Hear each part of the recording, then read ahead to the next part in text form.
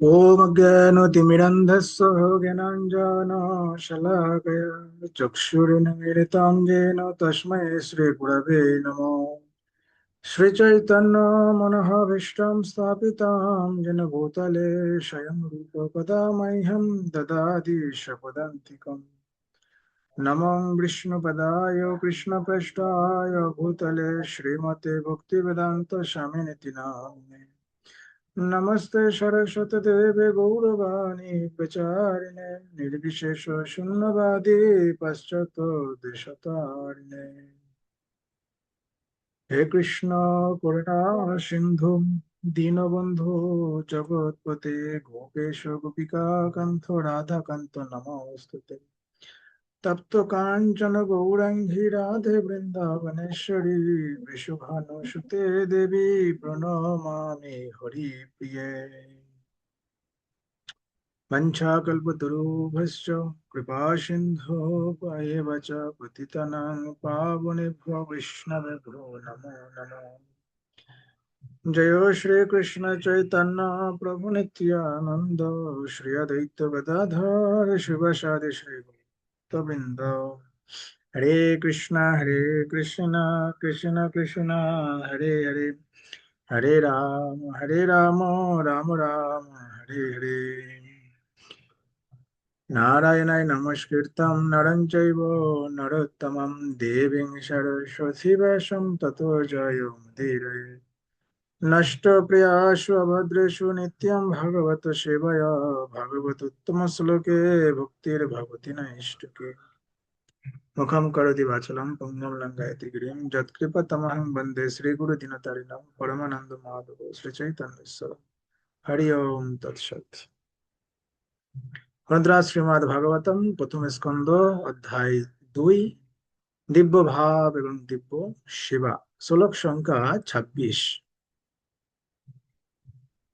मुमुक्षव घोर रूपान हित्वा भूतपतिन नारायण कलह शांता भजन्ति यानसूयावो। যারা মুক্তি লাভের জন্য একান্তিকভাবে আগ্রহী তারা অবশ্যই অসূয়া রহিত এবং তারা সকলের প্রতি শ্রদ্ধা করায়। তথাপি তারা ভয়ঙ্কর আকৃতি বিশিষ্ট দেব দেবীদের ত্যাগ করে কেবল পরমেশ্বর ভগবান শ্রী বিষ্ণু এবং তার অংশ অবতারদের নিত্য আনন্দময় রূপের আরাধনা করে।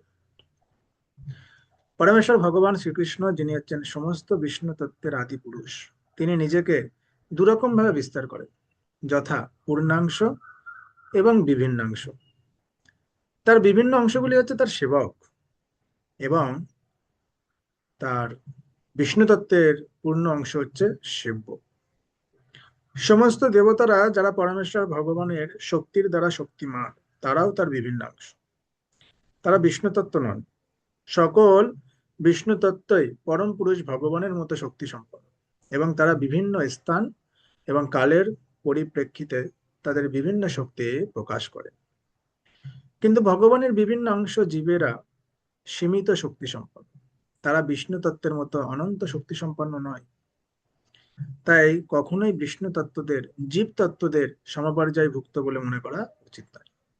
কেউ যদি তা করে তাহলে তৎক্ষণাৎ সে ভগবানের চরণে অপরাধ করে এবং পাষণ্ডী আখ্যা প্রাপ্ত হয়। কলিযুগে মূর্খ লোকেরা এই দুটি তত্ত্বকে সমান বলে প্রচার করে ভগবানের চরণে গঠিত অপরাধ করে। জড় প্রকৃতির পরিপ্রেক্ষিতে এই সমস্ত বিভিন্ন অংশদের বিভিন্ন পদ রয়েছে, এবং তার কয়েকটি হচ্ছে কাল ভৈরব, শ্মশান ভৈরব, শনি, মহাকালী, চণ্ডিকা ইত্যাদি।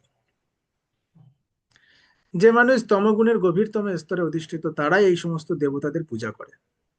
শুধু পূজা করে না, হ্যাঁ, দেখবেন অনেকে হাতে লিখে রাখে মহাকাল, গাড়ির সামনে লিখে রাখে মহাকাল। ব্রহ্মা, শিব, সূর্য, গণেশ এবং এই ধরনের দেবতারা রজগুণের দ্বারা প্রভাবিত জড় ভোগেচ্ছু মানুষদের দ্বারা পূজিত হন। কিন্তু যারা সত্যগুণে অধিষ্ঠিত তারা কেবল বিষ্ণু তত্ত্বদেরই আরাধনা করে।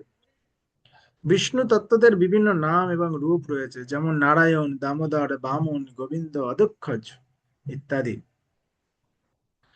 যোগ্যতা সম্পন্ন ব্রাহ্মণেরা বিষ্ণু তত্ত্বের প্রতীক শালগ্রাম শিলার আরাধনা করে, এবং কিছু উচ্চবর্ণের মানুষ যেমন ক্ষত্রিয় এবং বৈশ্যরাও সাধারণত বিষ্ণু তত্ত্বের আরাধনা করে থাকে।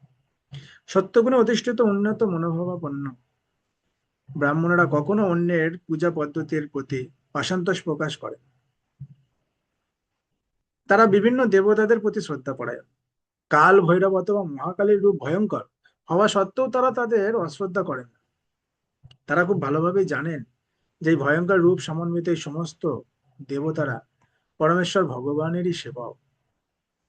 তবে তারা ভয়ঙ্কর এবং মনোরম উভয় রূপ সম্পন্ন দেবতাদেরই পূজা পরিত্যাগ করেন এবং তারা কেবল একাগ্র চিত্তে পরমেশ্বর ভগবান শ্রী বিষ্ণুর আরাধনা করেন, কেননা তারা এই জড়জগতের বন্ধন থেকে মুক্ত হওয়ার জন্য ঐকান্তিক ভাবে আগ্রহী। ব্রহ্মা সহ বিভিন্ন দেবদেবীরা কখনোই কাউকে মুক্তিদান করতে পারেন না। হিরণ্যকশিপু অমর হওয়ার জন্য কঠোর তপস্যা করেছিল, কিন্তু আরাধ্য দেবতা ব্রহ্মা তাকে তার ঈপ্সিত বর দান করতে পারেননি।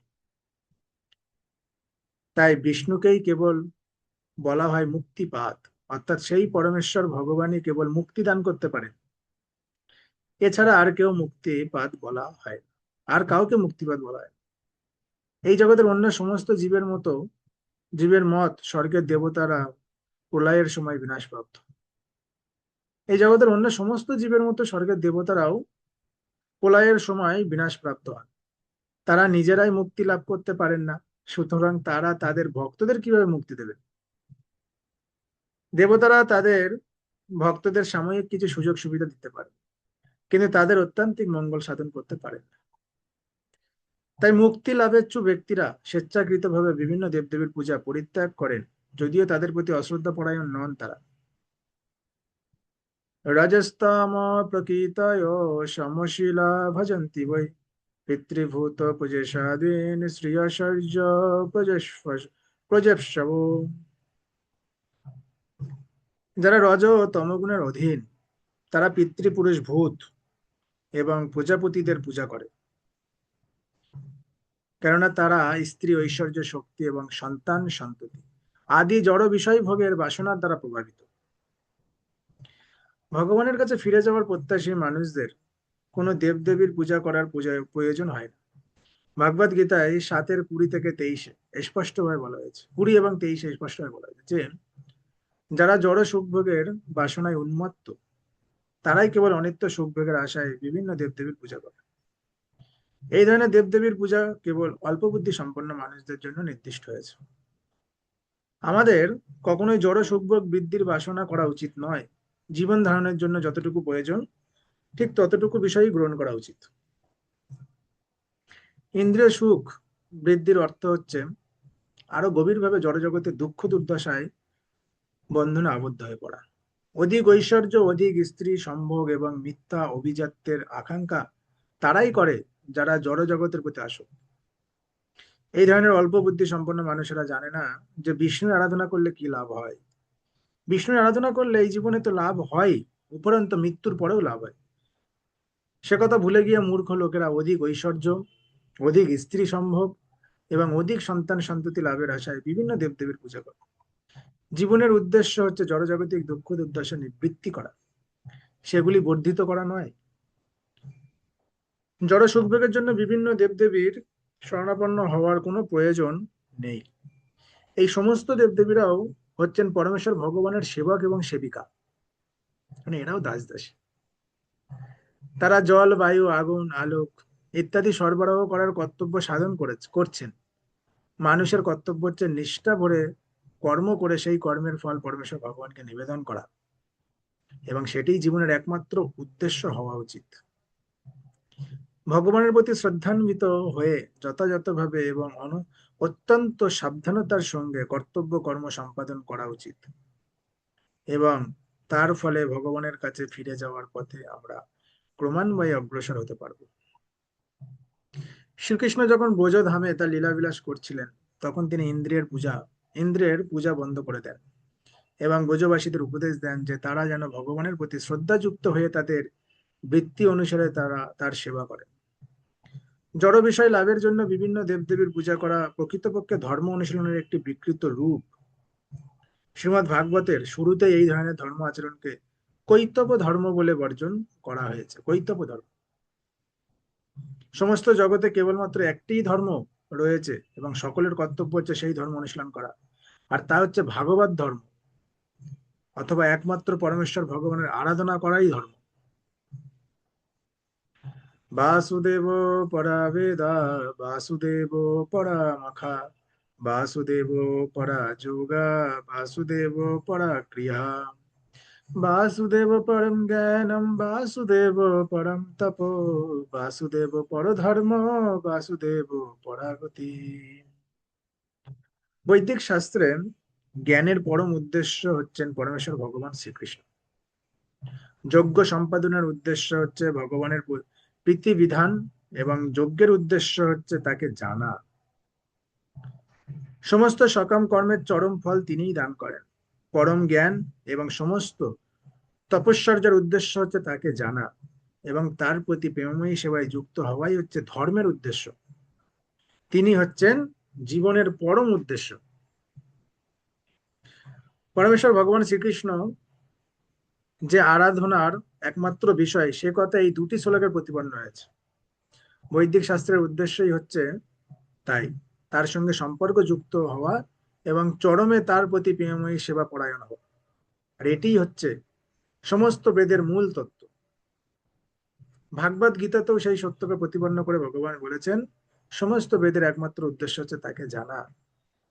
সমস্ত শাস্ত্র তিনি রচনা করেছেন, তার অবতার ছিল ব্যাসদেবের মাধ্যমে, যাতে জড়জগতের বন্ধনে আবদ্ধ অতঃপতিত জীবেরা তাকে জানতে পারে। কোন দেবতাই জড়জগতের বন্ধন থেকে জীবকে মুক্তি দান করতে পারেন না, সে কথা সমস্ত বৈদিক শাস্ত্রে ঘোষিত হয়েছে।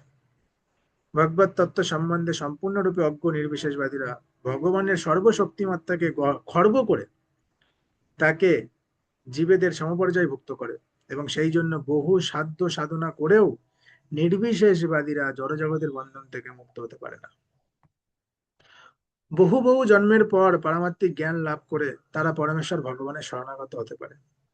এখানে কেউ তর্ক করে বলতে পারে যে বৈদিক কার্যকলাপ যজ্ঞ অনুষ্ঠানের ভিত্তিতে প্রতিষ্ঠিত, সে কথা সত্যি, কিন্তু এই সমস্ত যজ্ঞের উদ্দেশ্য হচ্ছে বাসুদেবকে তত্ত্বতভাবে জানা। বাসুদেবের আর এক নাম হচ্ছে যজ্ঞ, এবং ভাগবত গীতায় স্পষ্টভাবে বলা হয়েছে যে সমস্ত যজ্ঞ এবং সমস্ত কর্মসমূহ পরমেশ্বর ভগবান শ্রীবিষ্ণুর সন্তুষ্টি বিধানের জন্য সাধিত হওয়া উচিত। যজ্ঞের যোগের উদ্দেশ্যই তাই। যোগ কথাটির অর্থ হচ্ছে পরমেশ্বর ভগবানের সংস্পর্শে আসা। এই প্রক্রিয়ায় অবশ্য আসন, প্রাণায়াম, ধ্যান, ধারণা ইত্যাদি কতগুলো অঙ্গ রয়েছে, এবং সে সবেরই উদ্দেশ্য হচ্ছে বাসুদেবের প্রকাশ, পরমাত্মায় চিত্তকে একাগ্র করা।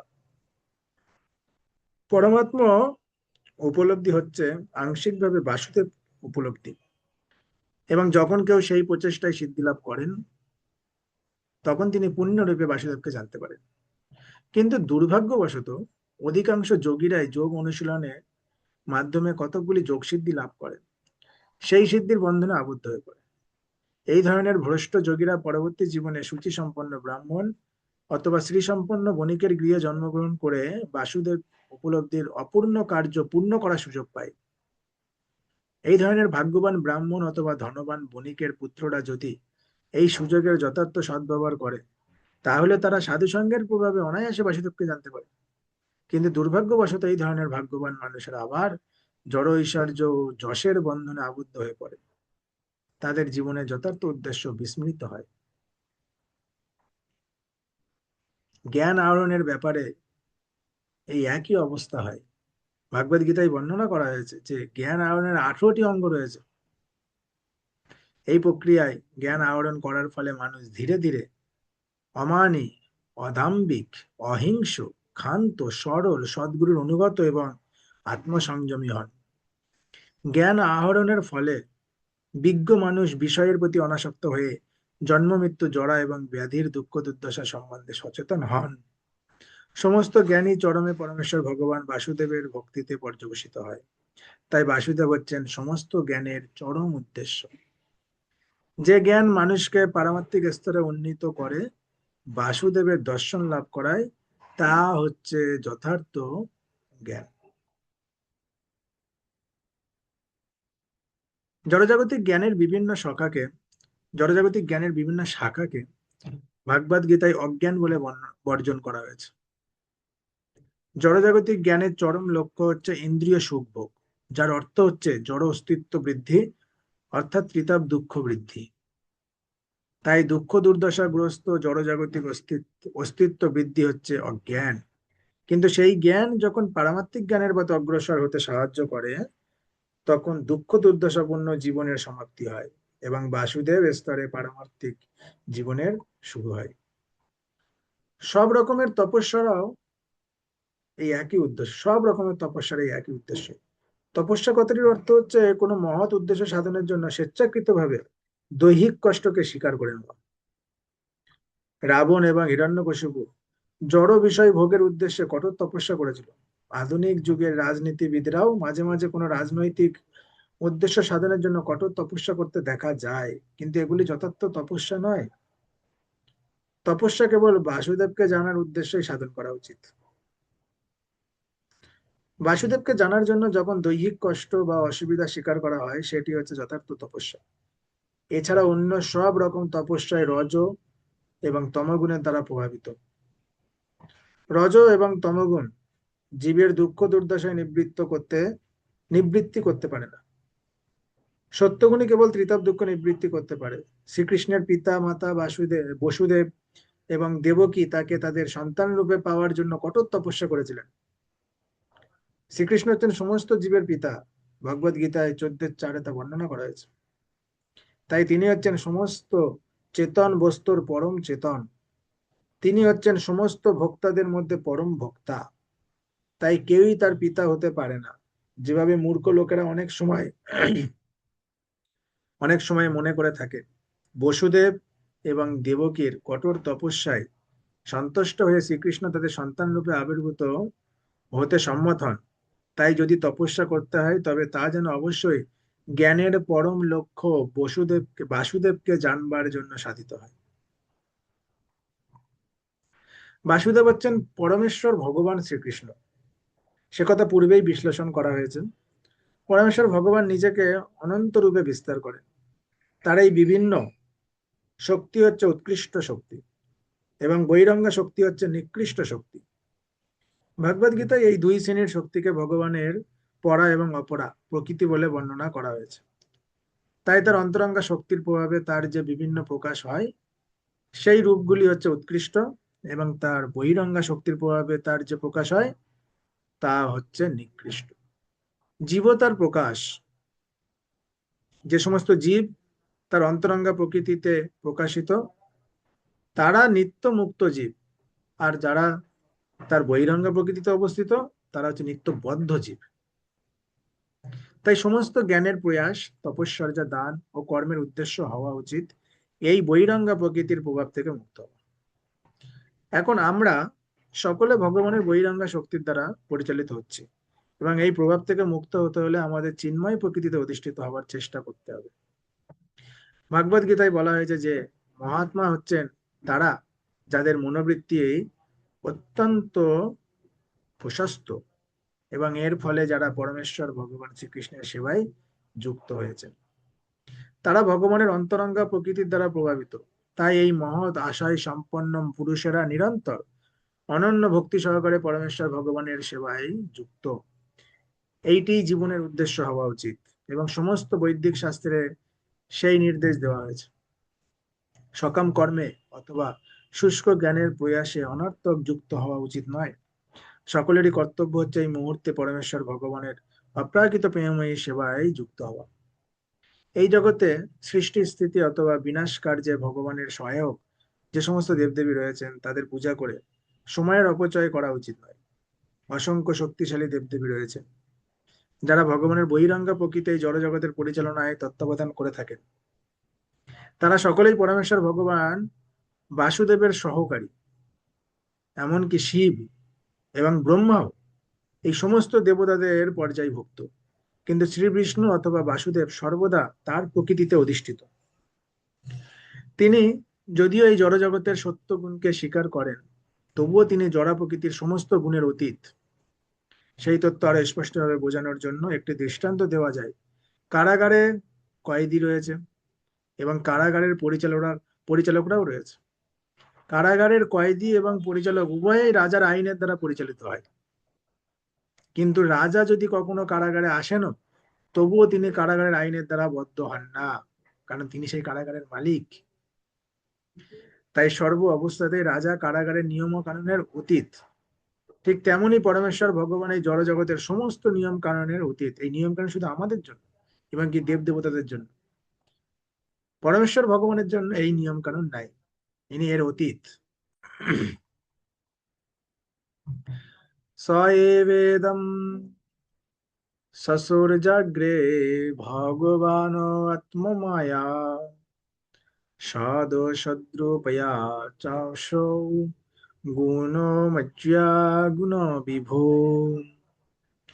এই পরমেশ্বর ভগবান স্বয়ং নির্গুণ হয়ে প্রথমে কার্য কারণ ও আত্মিকা ত্রিগুণময়ী স্বীয় বৈরঙ্গা শক্তি মায়াকে নিরীক্ষণ করে এই বিশ্ব সৃষ্টি করেছিলেন।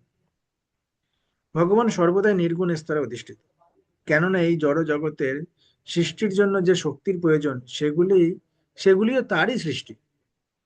তাই তিনি জড় জগতের গুণের দ্বারা প্রভাবিত হন না।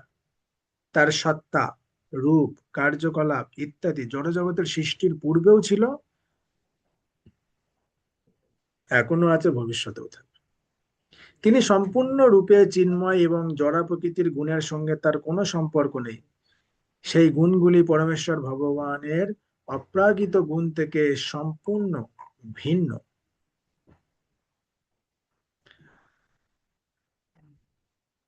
তয়া বিলসিতেষু গুণেষু গুণবানিব অন্তঃপ্রবিষ্টয়া ভাতি বিজ্ঞানেন বিজৃম্ভিত।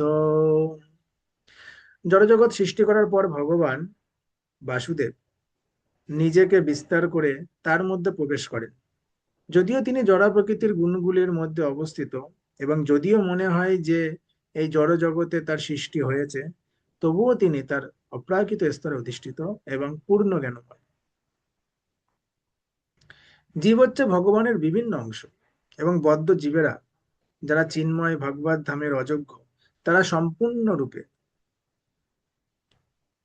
পূর্ণরূপে জড় বস্তুকে ভোগ করার জন্য এই জড় জগতে প্রক্ষিপ্ত হয়। পরমাত্মা এবং জীবের পরম সুহৃদ রূপে পরমেশ্বর ভগবান নিজেকে বিস্তার করে জড় জগৎকে ভোগ করার বিষয় জীবকে সাহায্য করার জন্য এবং তার প্রতিটি কার্যকলাপের সাক্ষী হওয়ার জন্য সর্বক্ষণ জীবের সঙ্গে থাকেন। পরমাত্মা রূপে প্রত্যেকটি জীবের হৃদয়ে জীব যখন জড় জগৎকে ভোগ করে, ভগবান তখন জড় প্রকৃতির পরিবেশের দ্বারা প্রভাবিত না হয়ে তার অপ্রাকৃত স্থিতি বজায় রাখেন। বৈদিক শাস্ত্রে বলা হয়েছে, একটি বৃক্ষে দুটি পাখি বসে রয়েছে। সেই পাখি দুটির একটি পাখি গাছের ফল খাচ্ছে এবং অন্য পাখিটি অপর পাখিটির কার্যকলাপের সাক্ষী থাকছে। সাক্ষী হচ্ছেন ভগবান, আর ফল যে ভক্ষণ করছে সেই পাখিটি হচ্ছে জীব। ফল ভক্ষণরত জীব তার প্রকৃত স্বরূপের কথা ভুলে গেছে এবং জড়া প্রকৃতির সকাম কর্মে মোহাচ্ছন্ন হয়ে পড়েছে। কিন্তু পরমাত্মা সর্ব অবস্থাতেই চিন্ময় জ্ঞানময়। সেটি হচ্ছে পরমাত্মা এবং জীবাত্মার মধ্যে পার্থক্য। জীবাত্মার প্রকৃতির গুণের দ্বারা পরিচালিত বা নিয়ন্ত্রিত হয়, কিন্তু পরমাত্মা সর্ব অবস্থাতেই জড়া প্রকৃতির অধীশ্বর।